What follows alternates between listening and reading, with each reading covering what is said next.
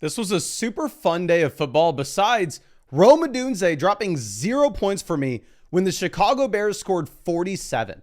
Obviously, we knew Caleb Williams was a great streamer this week. It was just the implied team total you had against the Cincinnati Bengals defense. The Bengals defense is horrible and is one of the two defenses in fantasy this year that you 100% need to be attacking when you're submitting your starting lineup. I didn't know where to rank Kyle Monangai initially when DeAndre Swift was ruled out, but we had Underdog coming through and projecting Kyle Monangai only behind Bijan, Taylor, CMC, and Jahmyr Gibbs this week as the RB5. So I ranked him as a running back 1, called him a must-start name. And if you started him, congrats to you. It was mainly the matchup here. But if DeAndre Swift were to miss this next week, we did see with this PFF snap data that it was pretty much just the Kyle Monangai show in this backfield. So he would be a must-start running back next week. Going over and looking at the wide receivers, I don't know what happened with Odunze. Please, for the love of God, let me know in the comment section. I traded Cam Scatterbo for the guy, and all of a sudden, I would be better off with Cam Scatterbo on my team because at least I wouldn't have him in my starting lineup scoring 0. Odunze ran 44 routes out of 44 potential dropbacks. He was out there on the field literally every single snap. He scores 0 points. Unbelievably bad. This was a game you had no Luther Burden, so DJ Moore, Olamide Zaccheaus are both out there running 30 plus routes. And the number one breakout that we have from today's, at least with the waiver wire that we'll talk about on Wednesday morning, so just make sure you're subscribed, is Colston Loveland. You had Cole Kmet leaving this game with a concussion. Kmet only ran a total of 4 routes before going down. And Loveland, who is the number one tight end taken in this year's draft, took him in a ton of underdog best ball drafts. Absolutely love the prospect profile. Finally comes through with a massive 100-yard receiving, multiple receiving touchdown day. I'm going to rank him as a tight end 1 rest of season. I'll say I don't think he's immediately a top 3 tight end like Brock Bowers is, though, because again, you're not expecting Caleb Williams in this offense to be this good every single week going into the future.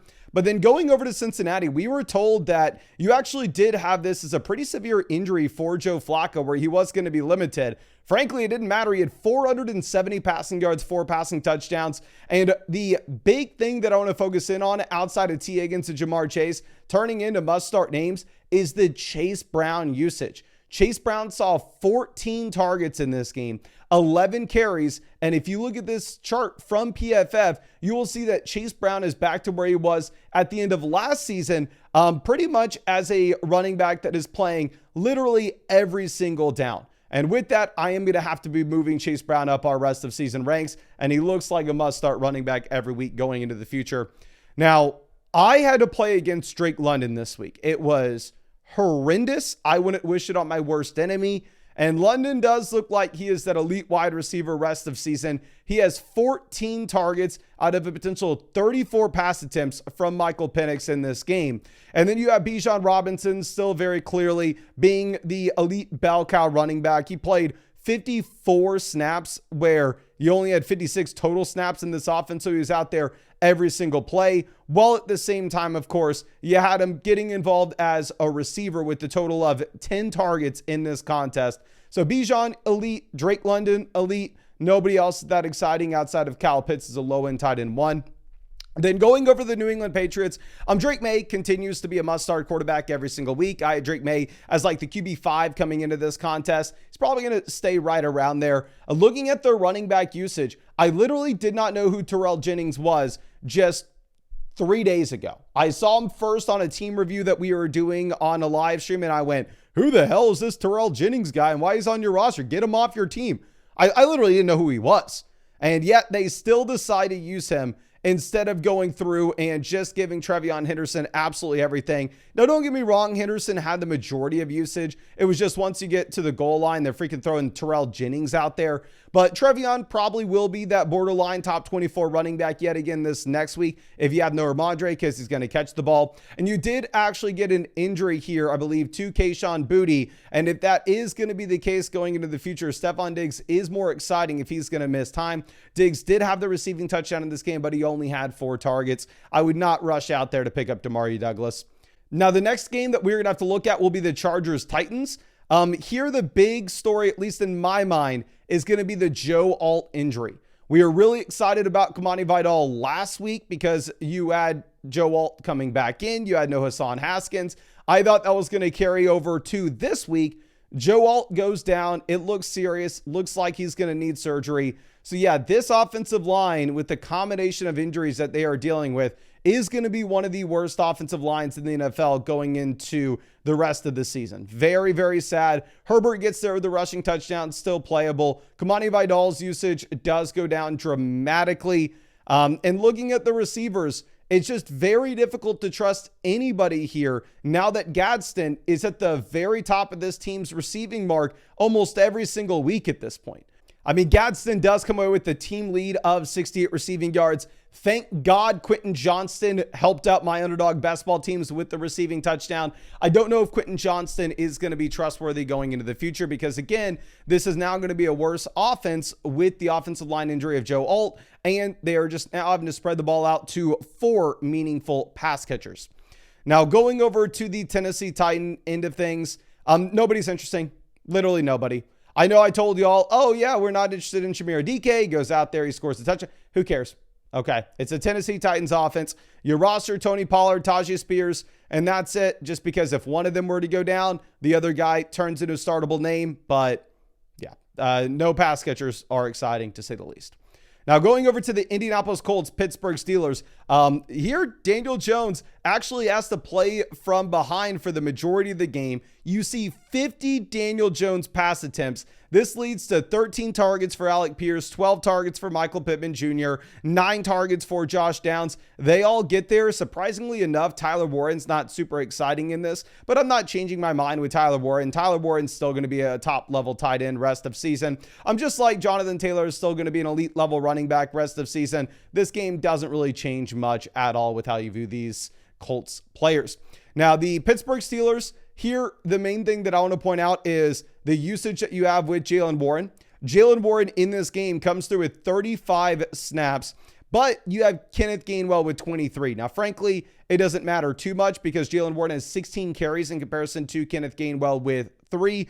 Jaylen Warren, at the same time, we've seen so far this season, be involved as a receiver. So Jaylen Warren still probably remains a must-start running back going into the future. I have DK Metcalf on my team. I've been trying to sell him for quite some time. We've been talking about it in videos as well, just because the target volume hasn't been consistent. So if the touchdown's not there, if the big play's not going to be there, DK Metcalf's going to have a bad fantasy day, which is kind of exactly what happened.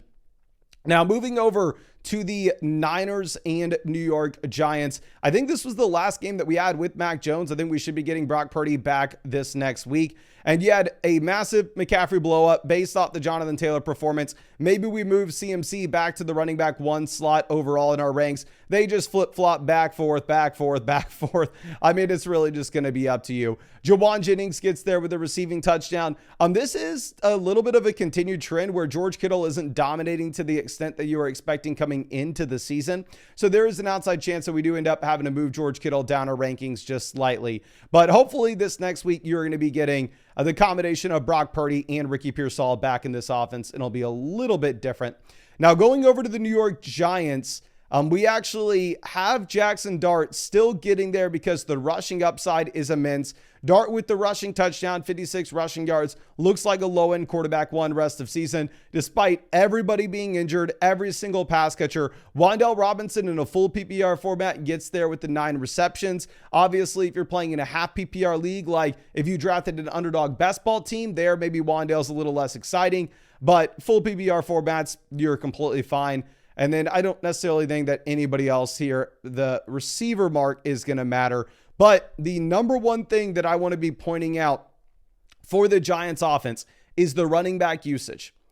I thought that Tyrone Tracy was an absolute locked and loaded top 24 running back this week. I thought he was an absolute locked and loaded top 24 running back rest of season. And that looks like it's not even remotely close to being the case.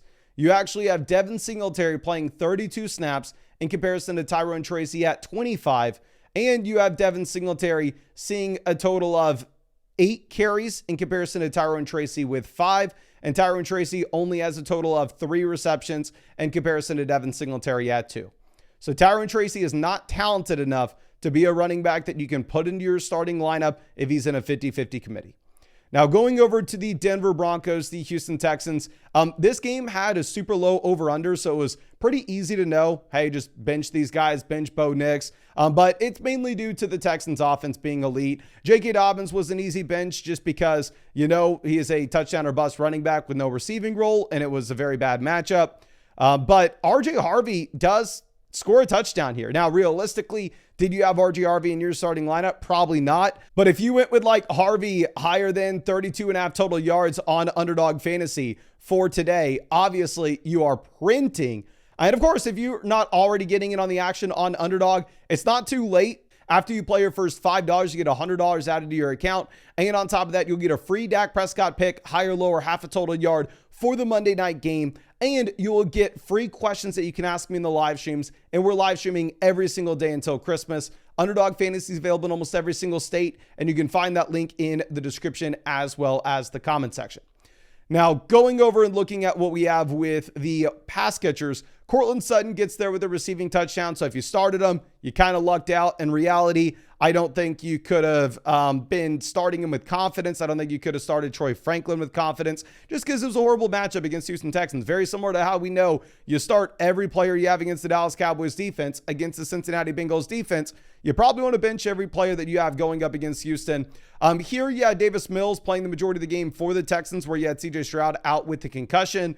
At the running back spot, you had Nick Chubb, 11 carries in comparison to Woody Marks with 10. I'm not going to lie to you. I played against Woody Marks this week, and I was nervous. For whatever reason, I thought Woody Marks had taken over as the starting running back. I thought Woody Marks was going to get consistent involvement as a receiver, and I was worried about what he was going to be doing against my fantasy team. He does nothing, and it looks like no Texans running backs are startable at this point.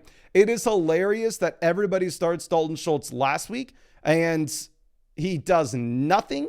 And now all of a sudden you have Nico Collins back in and Dalton Schultz finally gets there. But in reality, the only player I think you can actually start in Houston is going to be Nico Collins. Now, moving over to the Minnesota Vikings and the Detroit Lions. Here, the Lions were favored by almost 9 points. So I thought the Lions DST was a great start this week. That's who I went with. And it turns out J.J. McCarthy's not that bad at this. J.J. McCarthy gets the rushing touchdown, 2 passing touchdowns. One thing that will be interesting to point out is Aaron Jones did get banged up in this game. So the snaps look a lot better for Jordan Mason. And if Aaron Jones were to miss this next week, you do have Jordan Mason back to being somebody that you can start with confidence. But of course, it is tough to project that out right now where we don't know the status of Aaron Jones just yet. And then with Justin Jefferson, remains a must-start player regardless. With Jordan Addison, again, I just think that the passing volume here is going to take a hit with McCarthy. So less exciting than he was previously. And you can kind of say the same thing with TJ Hawkinson, even though Hawk did get there with the receiving touchdown. Now, going over to the Detroit Lions, clearly Detroit doesn't like playing in this type of game environment. The game environment in which they pretty much trail from the very beginning, where they have to abandon the run and get 37 Jared Goff pass attempts to 20 rushing attempts for this team. And here I'll say that obviously you still have upside with Jared Goff in games in which you're going to have 30 plus pass attempts, but it's going to come rarely. And obviously we know Goff's not going to run the ball at all. David Montgomery does get the goal line touchdown over Jahmyr Gibbs here. And looking at the pass catchers, Sam Laporta remains a locked and loaded tight end 1 every single week. Amon-Ra St. Brown got banged up in this game. It looked pretty scary. He was fine. He was right back out there. And then you had J-Mo finally scoring that touchdown. But again, we've talked about this 1,000 times now. Jameson Williams, decent underdog player, because in best ball, he's going to randomly give you these usable weeks, but trying to predict when those are going to come will be extremely difficult. So yeah, he's still just a field stretching wide receiver. You're going to have a lot of dud weeks, occasional boom week. Amon-Ra St. Brown must start name. Jahmyr Gibbs must start name. Obviously, he's not an S-tier running back. We've talked about that at length. And Sam Laporta, locked and loaded, tight end 1, not much to discuss. Now, one thing that actually does change this week, and I know I told you everything that has changed, but in reality, not much has changed. It's week 10, but some things do need to get updated. Is this coaching staff was not lying to us in Carolina when they told us that Rico Dowdle is back to being their starting running back. Rico Dowdle, 25 carries to Chuba Hubbard with 5. Rico Dowdle with multiple receptions. There was only one player that had more than 2 receptions for this Carolina Panthers offense, and that was Tetairoa McMillan. Dowdle was the second leading receiver. So Rico Dowdle is back to being absolutely everything for the Panthers. I didn't know if we could trust it the first week back in because horrible matchup against the Packers where they were like 2 touchdown dogs. But they end up winning this game. And then going over and looking at Green Bay, you have the devastating injury for Tucker Kraft. So now with the injury to Tucker Kraft, the injury to Jaden Reed, they are running out of pass catchers, and it does look like Romeo Doubs is going to be a much better option going into the future. I started Josh Jacobs. Jacobs, one of the top running backs on my fantasy team. It was frustrating to see how much work Emmanuel Wilson was getting, but still Jacobs gets there with the rushing touchdown, and if it's going to keep Jacobs healthy, I'm not going to cry about it. Now, going over to the Saints, we already knew immediately that Tyler Shuck was going to be a disaster because sportsbooks had the New Orleans Saints by far and away as the worst offense in the league this week. That's exactly what happened. And I mean, we've talked about it at length, but Kamara, career low, yards per attempt, yards per target. He looks straight up washed beyond belief. Kamara not startable anymore. And then if like every week going into the future, now with Tyler Shuck, the Saints offense projects out to be this bad, even if Chris Olave and Shaheed are getting a considerable amount of targets every week, it will be tougher to start them because if y'all remember, like we had game after game after game where the Saints projections would be like, oh, they're going to score 21 points this week. Oh, they're going to score 22 points. They're going to score 20 points. This week, they had an implied team total of like 14.5. Like, it does look like sportsbooks are just saying that Tyler Shuck is significantly worse than Spencer Rattler. We'll see what the projections are this next week. Going over to the Rams, Matthew Stafford's incredible. The Rams are Super Bowl contenders. They're massive favorites in this game. You knew they're going to be able to run the ball a ton with Kyron. That's exactly what happens. And then going over to the receivers, Puka Nacua does get banged up, but John McVay's come out and he said, hey, don't worry about it. Puka's going to be good. We could have played him at the end of the game if it wasn't for the fact that this was a blowout. And then obviously Devontae Adams comes in. Devontae Adams with multiple receiving touchdowns as well. This is the most concentrated offense that I literally can ever remember seeing, where it only gets funneled through Kyron, Puka, Devontae Adams, and nobody else touches the ball. Now, going over to the Jags and Raiders. So Trevor Lawrence, you'd never consider starting, obviously. Travis Etienne I had in my starting lineup, and I'm going to have in my starting lineup most weeks going to the future. And I can't tell you how pissed I am that they get to the goal line. We see Byshell Tootin. Now, why the hell are y'all using Byshell Tootin as your goal line running back to vulture touchdowns from Travis Etienne from me? It is nice seeing Etienne go over 100 yards, have 27 total opportunities. I'll say that, of course. Byshell Tootin and Trevor Lawrence vulture the rushing touchdowns from him, which absolutely sucks.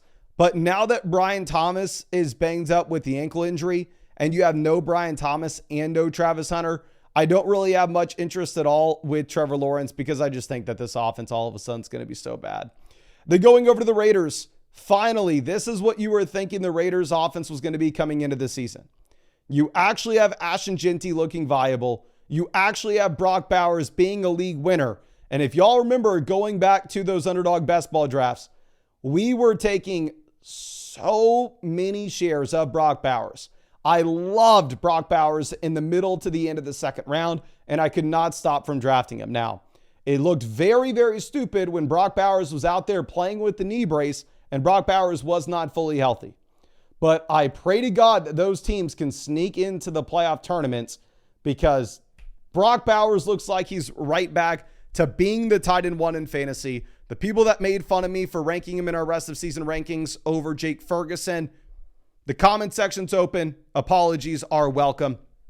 Yeah, Bowers is my tight end one rest of season. And if we're going back to where we would rank him in the overall rankings, I'm going to be putting him in like the 15-ish range just because that's where I had him before the season. He's clearly fully healthy and he's the player we always thought he was. And then with Ashton Jeanty, you get the receiving touchdown, finally involved as a receiver to the extent you thought he would be. And he has everything here as a rusher. He's really the only running back that's on the field. Then going over to the Chiefs-Bills game. Worthy is not startable in this offense with the Rashee Rice volume. Travis Kelce is still getting volume in this offense. I would not look at Hollywood Brown, even though Hollywood has the long reception here. It is Rashee Rice, Patrick Mahomes, and then Travis Kelce at tight end. That's going to be about it. Kareem Hunt got there with the rushing touchdown, but in reality, it's just going to be a running back by committee where it's very difficult for me to ever tell you, yeah, let's go start Kareem Hunt with confidence because you have no big play upside and you have no receiving role. And then going over to the Buffalo Bills, thank you, Josh Allen, for finally giving us the rushing touchdowns again. James Cook is a straight up bell cow level running back. He doesn't have any touchdowns this game, not a massive receiving role. So the fantasy box score doesn't look great, but he has 114 rushing yards and ices the game pretty much at the end of it. And my biggest L that I need to take this week, and I owe you a massive apology for, is we ranked Dalton Kincaid way too low 2 weeks ago against the Carolina Panthers. Dalton Kincaid played 22% of the snaps. I thought it would be very difficult for me to tell you, yeah, let's go ahead and let's put him into your starting lineup all of a sudden. But with him coming through 100 receiving yards, the receiving touchdown, and 6 receptions, clearly Dalton Kincaid is always in play based on how good this offense really is.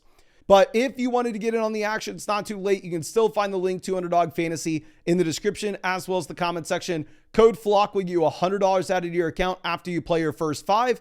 And you'll get a free Dak Prescott pick, higher, lower, half a total yard. And you'll get free questions that you can ask me in the live streams. And I'm live streaming every single day until Christmas answering your questions. Underdog Fantasy is available in almost every single state. And they've been the only sponsor of this channel for the past 5 years. But I think that's all I got for you. I really appreciate you. And I really hope I get to see you out in the live stream sometime this week.